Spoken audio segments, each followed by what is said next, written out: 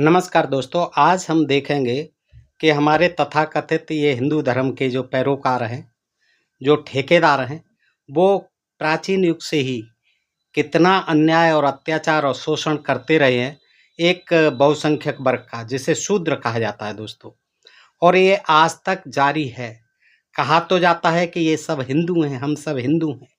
जब कोई मुसलमानों से लड़ाई झगड़ा कराना होता है, दंगा कराना होता है, या फिर जब चुनाव का समय आता है, तो ये सभी को, सारे शूद्रों को, जो लगभग 7,000 जातियाँ हैं, उनको हिंदू कहते हैं कि ये हमारे हिंदू भाई हैं। लेकिन जैसे ही इनका उल्लू सीधा हो जाता है, स्वार्थ सिद्ध हो जाता है, वैसे ही ये उनको उसी मनु विधान के अंतर्गत उसी दृष्टि से देखते हैं दोस्तों। तो आज का वीडियो जो है इसी बात पर है कि आप देखें कि ये हिंदू धर्म के जो तथाकथित ठेकेदार हैं, जितने भी ये संत महंत धर्माचार्य हैं, जो मनुस्मृति के समर्थन में रहते हैं, उन लोगों ने हमारे साथ जो शूद्र वर्ण है, यहाँ का बहुसंख्यक है, उसको कहने मात्र को हिंदू समझाया है, बताया है। लेकिन उनके साथ जिस तरह का ये व्यवहार करते हैं, उससे ये कतई सिद्ध नहीं होता कि हम लोग हिंदू हैं, बहुसंख्यक वर्ग हिंदू है। क्योंकि दोस्तों आप सब जानते हैं कि शोषक का और शोषित का धर्म कभी एक नहीं हो सकता, और अगर एक धर्म है तो वहाँ कोई शोषक और शोषित नहीं हो सकता, सब समान होते हैं। लेकिन हमारे इस धर्म में, जिसे हिंदू धर्म कहा जाता है, इसमें समानता नाम की, भाईचारा नाम की, प्यार मोहब्बत नाम की कोई चीज़ दूर दूर तक नहीं दिखाई देती है। ये जानवरों को माँ बाप कह सकते हैं, जानवरों से पैदा हुए अपने को कह सकते हैं, लेकिन इंसान को इंसान नहीं कह सकते। ये पत्थरों पर घी और दूध की नदियाँ बहा सकते हैं, लेकिन भूखे नंगे इस इंसानों को दुत्कार कर भगा देते हैं मंदिरों से। आपने देखा होगा इनकी संस्कृति क्या है। देखिए, झूठ की है, लूट की, जातिवाद की, विषमता की, भेदभाव की, शोषण की, ऊंच नीच की, देवतावाद की, अवतारवाद की, और श्रद्धा, अंधविश्वास से, अंधभक्ति से खेलने की, और बेबस देवदासियों की ये संस्कृति है। देखते जाइए, धर्मस्थलों में लूट की, क्या लूट मार में लगे हैं। गुरु घंटालों की तमाम पढ़ते हैं, कुकरमुत्तों की तरह गुरु घंटाल, जहां देखो तहां गुरु घंटाल। अश्लीलता की, खूब अश्लीलता होती है, आप देखते हैं। नंगे नाच गाने की, नंगे बाबाओं की, काम वासना की, बलात्कारियों की, मंदिरों में बलात्कार हो जाते हैं। मूर्ख और अय्यासी बाबाओं और अम्माओं की, अंधश्रद्धा की, अनैतिक संबंधों की, प्रदूषण फैलाने वाले त्योहारों की, अश्लील कृत्य की, मदिरा पान की, गांजे की, नशे की, खोपड़ी में दारू पीने की, पत्थर पर दूध बहाने की, भोग के नाम पर अन्न को जाया करने की, भूखे को भूखे मारने की, और मृतक को पानी पिलाने की श्राद्धों में, जीवित को प्यासे मारने की। जीवित को पानी नहीं पिलाएंगे, अरे अछूत है, भाग।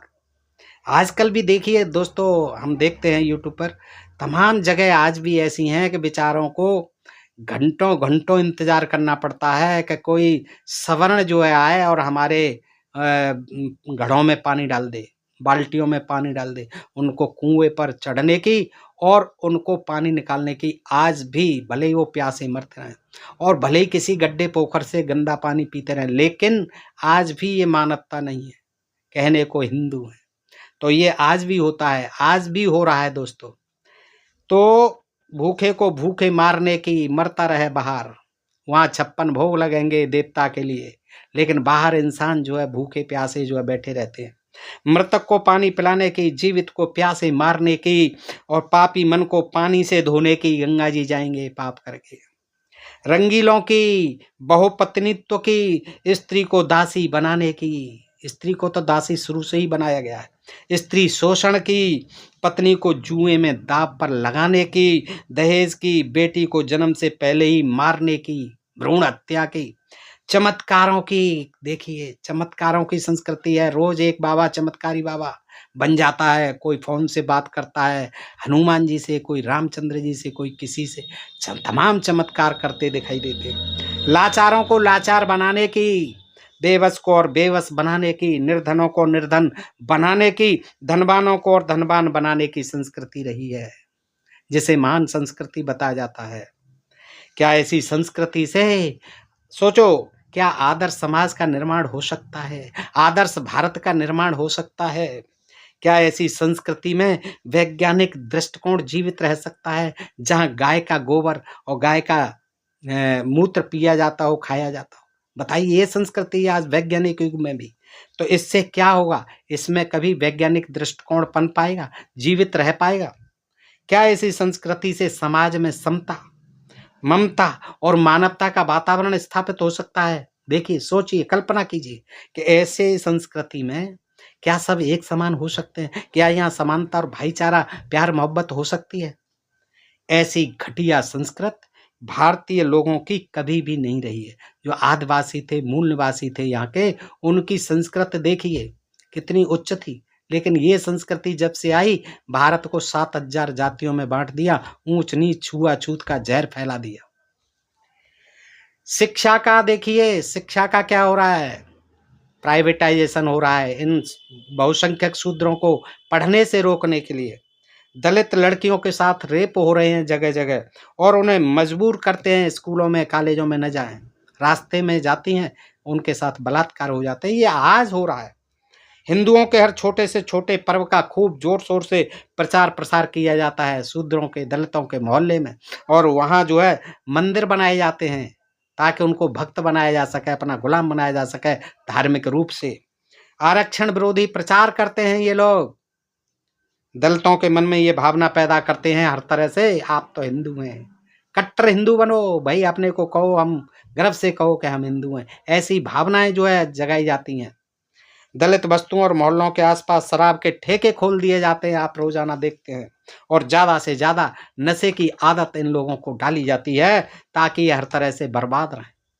हर हिंदू पर्व पर ज्यादा से ज्यादा सरकारी खर्च करवाया जाए, रास्ते जाम कर दिए जाएं, गांव और बस्तियों में पानी नल के बजाय टैंकर से भेजा जाए ताकि आपस में ये खूब लड़े और सिर फुटाई करें। दलित समाज के खूब पढ़े लिखे और कामयाब लड़कों से अपनी बेटियों की शादी करना ताकि दलित लड़के अपने समाज और माँ बाप से दूर रहें। अगर वे उनकी बात नहीं माने तो उन्हें झूठे दहेज के केस में फंसाया जा सके। इस प्रकार दलित लोगों के साथ, शूद्र लोगों के साथ हिंदुओं द्वारा इस प्रकार की साजिश रचकर उनको अपंग बनाया जा रहा है। वे जो धर्म जिन लोगों को अपंग बनाता है, क्या वे उस धर्म के अनुयायी हो सकते हैं? ऐसे लोग हिंदुओं की अपेक्षा देखते हैं हम, ऐसे इन हिंदुओं की अपेक्षा जो तथाकथित हिंदू हैं, उनका जो हिंदू धर्म है, जिसको के ब्राह्मण धर्म कहा जाना चाहिए, वो क्या करते हैं? इनसे तो अंग्रेज लोग भारतीयों के लिए, हम लोगों के लिए अच्छे थे, अब वो हमारे हितैषी थे, क्योंकि हिंदुओं ने मनुस्मृति कानून बनाकर भारतीय लोगों को, यहाँ के बहुसंख्यक शूद्र समाज को संपत्ति से बेदखल किया। जबकि अंग्रेजों द्वारा 1795 में अधिनियम 11 द्वारा शूद्रों को भी संपत्ति रखने का अधिकार दिया। किसने? अंग्रेजों ने सन 1795 में अधिनियम बनाया। ब्राह्मणी लोगों द्वारा न्याय व्यवस्था की रचना मनुस्मृति में वर्णों के आधार पर की गई, आप सब जानते हैं, जिसमें ब्राह्मणी लोगों को सजा का कोई भी प्रावधान नहीं था। कितना ही बड़ा पापी हो, कितना ही बड़ा जघन्य अपराधी हो, लेकिन ब्राह्मण को मनुस्मृति के अनुसार कोई दंड का विधान नहीं था, और शूद्रों के लिए कठोर सजा के प्रावधान थे।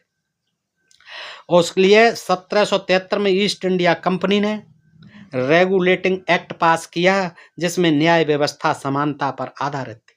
देखिए, ब्राह्मणों जो विदेशी थे, कहने को जो अंग्रेज थे, यहाँ शासन करते थे, उन्होंने यहाँ के बहुसंख्यक वर्ग को जो तमाम तरह से पीड़ित किया जा रहा था, उत्पीड़ित हो रहा था मनु विधान के अनुसार, उसको जो है देखिए रोकने के लिए, उस अत्याचार को, शोषण को क्या बनाया? 1773 में ईस्ट इंडिया कंपनी ने रेगुलेटिंग एक्ट पास किया, जिसमें न्याय व्यवस्था किस पर आधारित थी? समानता पर। 6 मई 1775 को इसी कानून के द्वारा बंगाल के सामंत ब्राह्मण नंद कुमार देव को फांसी हुई थी। किसको? नंद कुमार देव को फांसी हुई थी 6 मई 1775 को, इसी रेगुलेटिंग एक्ट के कारण। ब्राह्मणी संस्कृत में लड़कियों के पैदा होते ही तालू में अफीम चिपका कर मार दिया जाता था।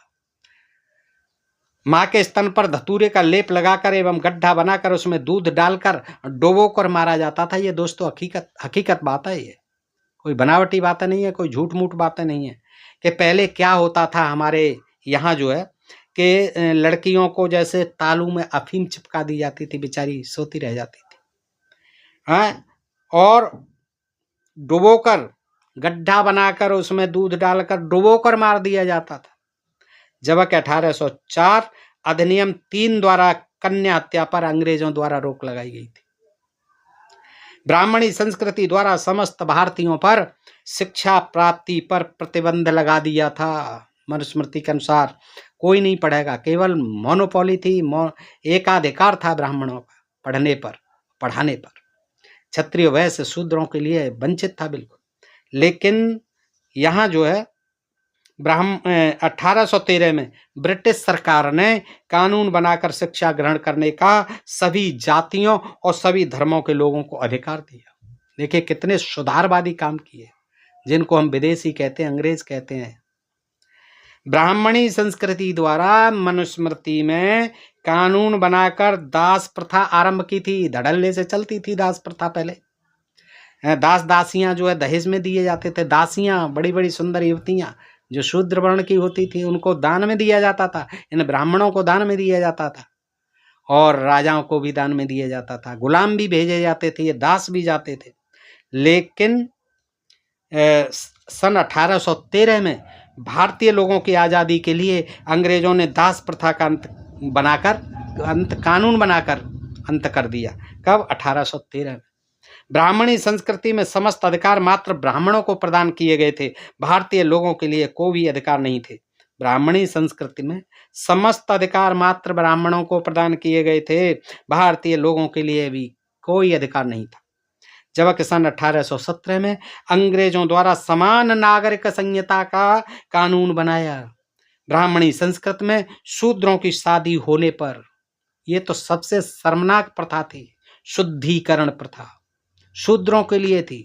क्या होता था कि शादी के बाद दुल्हन जो है दूल्हे के साथ घर नहीं जाती थी। उसके पहले दिन जो है ब्राह्मण के घर रखी जाती थी, रात जो वहीं बिताती थी और उसका रात्रि में फिर शुद्धिकरण होता था, पवित्रीकरण होता था।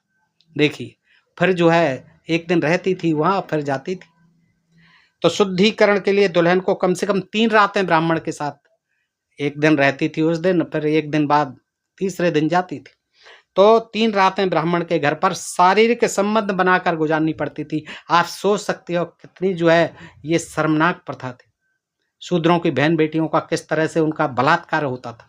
और एक नव यौवना नव दंपति जो जा रहे हैं दूल्हा दुल्हन बन करके अपने घर को जिन्हें जाना चाहिए, वो दुल्हन को वहाँ छोड़ के जाता है ब्राह्मण के। उसे इन्होंने नाम दे दिया कि शुद्धिकरण प्रथा। भोले भाले लोग जो है करते रहे, उनका क्या था, क्योंकि कानून ही ऐसे बना रखे थे। जबकि सन 1800 इसका भी देखिए निराकरण अंग्रेजों ने किया कि 1819 में अंग्रेजों द्वारा अधिनियम 7 द्वारा ब्राह्मणों द्वारा शूद्र स्त्रियों के शुद्धिकरण पर इस प्रथा पर रोक लगाई। कब? 1819 में। देवी देवताओं को प्रसन्न करने के लिए ब्राह्मणी संस्कृति में ब्राह्मण शूद्र स्त्री और पुरुष दोनों का मंदिर में सिर पटक पटक कर बलि चढ़ा देता था। दोनों को जो है ब्राह्मणी संस्कृति में ब्राह्मण शूद्र स्त्री और पुरुष का मंदिर में सिर पटक पटक कर बलि चढ़ा देता था। जाओ बेटा स्वर्ग को, देवता प्रसन्न हो गए, आपकी जो है बलि हो रही है। पटक पटक के बलि चढ़ाई जाती देवता को प्रसन्न करने के लिए। इसीलिए अंग्रेजों ने जब ये देखी कुप्रथाएं, तो उन्होंने 1830 में अंग्रेजों द्वारा भारतीय लोगों की इस नरबलि प्रथा पर रोक लगाई थी। जगह जगह बलि दी जाती थी, आज भी दी जाती है नरबलि है। लेकिन इसको जब से अंग्रेजों ने 1830 में कानून बना करके तो बहुत कुछ रोक लगी है। अब तो ये कहीं होते हैं ये, लेकिन जो तांत्रिक विद्या है, तांत्रिक मांत्रिक जो करते हैं तंत्र मंत्र, उसमें आज भी बच्चों की बलि दे दी जाती है। और जब कहीं पुल आदि बनते हैं तो आज भी कहीं कहीं जो है नरबलि दी जाती है। ब्राह्मणी संस्कृति में भारतीय लोगों को जाति और वर्ण के आधार पर पद से वंचित रखा जाता था। उसमें साफ लिखा था कि जज तो कोई बनी न्यायाधीश नहीं बन सकता है किसी राजा के राज्य में, केवल ब्राह्मण ही जज बनेगा। जबकि अंग्रेजों द्वारा 1833 में अधिनियम 87 द्वारा सरकारी सेवा में भेदभाव पर रोक, अर्थात योग्यता ही सेवा का अधिकार स्वीकार किया गया। जो पढ़ा लिखा होगा, योग्य होगा, इंटेलिजेंट होगा, है अच्छा है, वेल एजुकेटेड होगा, उसको जो अंग्रेजों ने कहा कि वो पद का अधिकारी हो। तो देखिए तथा कंपनी के अधीन किसी भारतीय नागरिक को जन्म स्थान, धर्म, जाति या रंग के आधार पर पद से वंचित नहीं रखा जा सकता है। ब्राह्मणी संस्कृति वाले राज्य में विधि आयोग मात्र ब्राह्मणों के हितों के लिए गठित किया जाता था, जिसके अधीन ब्राह्मणों को अधिक से अधिक अधिकार प्रदान करने के लिए और भारतीय लोगों का अधिक से अधिक शोषण करने के लिए नियम और कानून बनाए जाते थे। किससे? ब्राह्मणी संस्कृत वाले राज्य में विधि आयोग क्या था? मात्र ब्राह्मणों के, जैसे मनु जैसे तमाम जो है संहिताएं, स्मृतियां लिखी, उनमें तमाम कानून बनाए, तो वो ज़्यादातर शूद्रों के लिए बनाए और ब्राह्मणों के हितों के लिए बनाए। तो गठित किया जाता, जिसके अधीन आयोग गठित किया जाता था, बाकायदा विधि आयोग ब्राह्मणों के लिए, जिसके अधीन ब्राह्मणों को अधिक से अधिकार प्रदान करने के लिए और भारतीय लोगों का, मूल निवासी आदिवासी लोगों का, यहाँ के शूद्र जातियों का अधिक से अधिक शोषण करने के लिए नियम और कानून बनाए जाते थे। मनुस्मृति उसका एक ज्वलंत उदाहरण है। जबकि अंग्रेजों द्वारा इसके लिए भी देखा अंग्रेजों ने, ठीक है, इसका भी इंतजाम करना है, तो 1834 में पहला भारतीय विधि आयोग का गठन हुआ, जिसके अधीन कानून बनाने की व्यवस्था जाति, वर्ण, धर्म और क्षेत्र की भावना से ऊपर उठकर सभी के लिए कानून बनाना, सबके हितों को सुरक्षित रखना उस आयोग का प्रमुख उद्देश्य था। ब्राह्मणी संस्कृति द्वारा शूद्रों के घर पैदा होने वाले बच्चे को गंगा में कह देते थे, जा पहला बच्चा गंगा को भेंट कर दे। पहला बच्चा होता था उसको गंगा में फेंकवा देते थे। गंगा में फेंकने का कानून था ब्राह्मणी संस्कृति में, जिससे वह शूद्र बच्चा ब्राह्मणों के साथ बगावत न कर सके। आगे जो है, जब इसको भी कुप्रथाएं थी ये सब, देखिए, बनाने के लिए इन लोगों का, आदिवासी, मूल निवासी, आदिवासी सबका जो है शोषण करने के लिए ये बनाए रखे थे। तो इनका जो देखिए अंग्रेजों ने किस तरह से पत्ता साफ किया। सन 1835 में अंग्रेजों द्वारा इस प्रथा पर भी रोक लगाने के लिए कानून बनाकर भारतीय लोगों की संतानों को ब्राह्मणी बलि प्रथा से, ये गंगा जी में जाके फेंके आओ, गंगा जी को भेंट चढ़ा दो, ब्राह्मणी बलि प्रथा से आजाद कराया था। ब्राह्मणी संस्कृति द्वारा शिक्षा को ब्राह्मणी एकाधिकार बनाया गया, लेकिन और संस्कृत भाषा की शिक्षा को भारतीयों के लिए पाप बताया गया, देव भाषा कहा गया संस्कृत को, और केवल ब्राह्मणों की भाषा बन करके रह गई। लेकिन अंग्रेजों ने क्या किया? 7 मार्च 1835 को लॉर्ड मैकाले ने शिक्षा नीति राज्य का विषय बनाया, राज्य का विषय बना दिया। क्या शिक्षा नीति? 7 मार्च 1835 को किसने? लॉर्ड मैकाले ने। और उच्च शिक्षा को अंग्रेजी भाषा का माध्यम बनाया, और उसी के लिए कहते हैं वो अंग्रेजी यहाँ डाल गया, अंग्रेजी छोड़ गया, उसने यहाँ की जो रेड मार दी पढ़ाई लिखाई की, और जो है अंग्रेजी पढ़ाना सिखा गया। लेकिन उन्होंने जो है देखिए इस देश का कितना भला किया, कितना उपकार किया दोस्तों, कि सबके लिए समानता के, बराबरी के और शिक्षा के, पदों के, सबके जो है, और ये कुप्रथाएं जितनी जो मानव विरोधी अमानवीय प्रथाएं थी, सबको हटा दिया कानून बना करके। इसलिए हम सब बहुसंख्यक शूद्रों को, आदिवासी, मूल निवासी, यहाँ के जितने भी लोग हैं, सबको जो उनका ऋणी रहना चाहिए कि किस तरह हमको दासता से, जो ब्राह्मणी संस्कृत के अधीन, ब्राह्मणी धर्म के अधीन हम चंगुल में थे, इनकी जंजीरों में फंसे हुए थे, गुलामी और दासता की बेड़ियों में जकड़े हुए थे, उन सबको अंग्रेजों ने काटा और हमको मुक्त कराया। फिर उसी समय बाबा साहब भी हुए, जिन्होंने कि दलित उद्धार के लिए, शूद्रों को उद्धार के लिए तमाम कानून बनाए, और उच्च शिक्षा को अंग्रेजी भाषा का माध्यम बनाया गया। देखिए, लॉर्ड मैकाले द्वारा ब्राह्मणी संस्कृति द्वारा मनुस्मृति में कानून बनाकर शूद्रों को कुर्सी पर बैठने का अधिकार नहीं था, कतई नहीं था। आप जानते ही हैं, मैंने पहले बताया कि अगर शूद्र बराबर बैठ जाए, कुर्सी पर बैठ जाए, चारपाई पर बैठ जाए, उसका चूतड़ कटवा देना चाहिए तुरंत। लेकिन अंग्रेजों द्वारा सन 1835 में इसके लिए भी कानून बनाकर शूद्रों पर कुर्सी पर बैठने का अधिकार दिया। ब्राह्मणी संस्कृति द्वारा अपनी पाखंडी दुकानदारी चलाने के लिए सती प्रथा का जघन्य कानून बनाया हुआ था। देखिए, जिंदा जल जाती थी, पति मर गया, अब तेरा जीवित रहना व्यर्थ है, यहाँ तेरा कुछ नहीं है, वो स्वर्ग को जा रहा है, तू भी स्वर्ग को जा। और फिर घर के जो झगड़े तमाम, जमीन जायदाद का हक जो है मिल जाता था घर वालों को, नहीं तो वो जो है फिर दखल देती उसमें। तो इसलिए बेटर था, इन्होंने ऐसे कानून बना दिए कि बस तू भी जा और बैठ जाती थी बेचारी चिता पर और जबरन रोती थी, चीखती थी, चिल्लाती थी, लेकिन जबरन जो है ढोल नगाड़ों की आवाज़ में उसको जिंदा जला दिया जाता था। तो ये सती प्रथा भी जो है क्या था, अंग्रेजों द्वारा दिसंबर 1829 में और ये नियम बनाया, जिसमें के नियम 17 द्वारा दिसंबर 1829 के नियम 17 द्वारा विधवाओं को जलाना अवैध घोषित कर सती प्रथा का अंत कर दिया। ब्राह्मणी संस्कृति द्वारा अपने हरम के लिए देखिए देवदासी प्रथाएं बनाई, देवदासियां बनाई, देवदासी प्रथा बनाई और हजारों स्त्रियों का मंदिरों में शोषण होता था, आज भी होता है। वो उनकी रखेल बन के रहती थी और एक कन्या जो है प्रत्येक घर से दी जाती थी। देवताओं के साथ के शादी करेंगे, इसकी देवताओं की पुजारी बनेगी और वहाँ शादियाँ कर देगी, पत्नी बनेगी, देवताओं के साथ शादी कर दी जाती थी। लेकिन असल में जो है पति यही होते थे, सब ब्राह्मण। और ये आज भी है, देवदासी प्रथा आज भी दक्षिण के कई मंदिरों में आपको देखने को मिल जाएगी। तो शोषण किया जाता था, तो अंग्रेजों ने इस प्रथा पर भी, देवदासी प्रथा पर भी रोक लगाई। इस ब्राह्मणी पाखंड के कारण पुण्य कमाने हेतु शूद्र अपनी लड़कियों को मंदिर की सेवा के लिए दान देते थे। मंदिर के पुजारी उनका शारीरिक शोषण करते थे, बच्चा पैदा होने पर उसे फेंक देते थे और उस बच्चे को हरिजन नाम देते थे। 1921 को जातवार जनगणना के आंकड़ों के अनुसार अकेले मद्रास में उन ऐसे बच्चों की संख्या 4,23,000 थी, जिसमें 2 लाख देवदासियां मंदिरों में पड़ी थी। यह प्रथा अभी भी दक्षिण भारत के मंदिरों में चल रही है। ब्राह्मणी संस्कृति द्वारा भारतीय लोगों के धर्म रूपी पाखंड के नाम पर खूब ठगा जाता था और आज भी खूब ठगा जाता है और आगे भी ठगा जाता रहेगा, जब तक कि ये लोग जो है खुद नहीं सुधरेंगे, ये नहीं समझेंगे कि हमारे साथ इन्होंने क्या किया था, ये कैसा हमारा धर्म है। ये शोषक का और शोषित का धर्म एक नहीं हो सकता। ये ऐसा धर्म जिसमें हमारा शोषण रहा है, आज भी हो रहा है, ये हमारा धर्म कभी नहीं हो सकता। लेकिन ये शूद्रों की आंखें नहीं खुलेंगे। इन SC ST OBC के ये सबसे ज़्यादा परम भक्त हैं। तो धर्म, भारतीय लोगों को धर्म रूपी पाखंड के नाम पर खूब ठगा जाता था, आज भी ठगा जा रहा है। जबकि अंग्रेजों ने सन 1837 अधिनियम द्वारा ठगी प्रथा का अंत किया।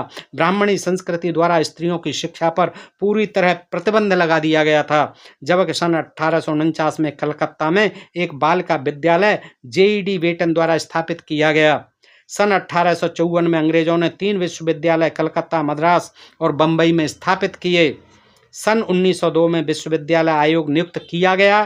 ब्राह्मणी संस्कृति द्वारा भारतीय लोगों को गुलाम बनाए रखने के लिए उनके सभी अधिकारों पर प्रतिबंध लगा दिया था। जबकि 6 अक्टूबर 1860 को अंग्रेजों ने इंडियन पेनल कोड बनाकर सदियों से गुलामी की जंजीरों में जकड़े भारतीय लोगों की जंजीरों को काट दिया और जात, वर्ण और धर्म रहित एक समान आपराधिक कानून लागू कर दिया।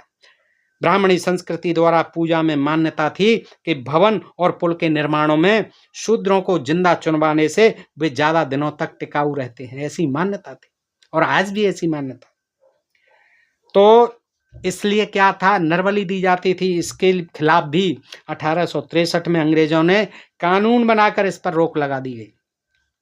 ब्राह्मणी संस्कृति में बाल विवाह चलते थे, बाल विवाह आज भी होते हैं कहीं कहीं, तो उन पर भी रोक नहीं थी, खुल्लम खुल्ला होते थे। और ये तमाम धर्मशास्त्र तो बाल विवाह की ही पैरवी करते हैं, बाल विवाह होना चाहिए, यानी रजोव्रती से पहले, रजो दर्शन से पहले पिता जो नहीं करता है पुत्री की शादी, वो घोर रौरव नरक में जाता है, ऐसे लिखा हुआ है धर्म ग्रंथों में। तो ये जो है बाल प्रथा थी, बहुत ही कई तमाम स्त्रियां जो है बेचारी विधवा हो जाती थीं, मर जाते थे उनके, जब तक वो बालिग होती थीं, तो विधवा रह करके अपना आजीवन जो है जिंदा एक तरह से दफन हो जाती थी, उनको जो है दफन कर दिया जाता था। ब्राह्मणी संस्कृति में कोई रोक नहीं थी। तो अंग्रेजों द्वारा 1872 में सिविल मैरिज एक्ट द्वारा 14 वर्ष से कम आयु की कन्याओं और 18 वर्ष से कम आयु के लड़कों का विवाह वर्जित करके बाल विवाह पर रोक लगाई। अंग्रेजों ने महार और चमार रेजिमेंट बनाई, जिसमें इन जातियों को सेना में भर्ती किया। देखिए कितना उपकार है हमारे ऊपर इनका, अंग्रेजों का।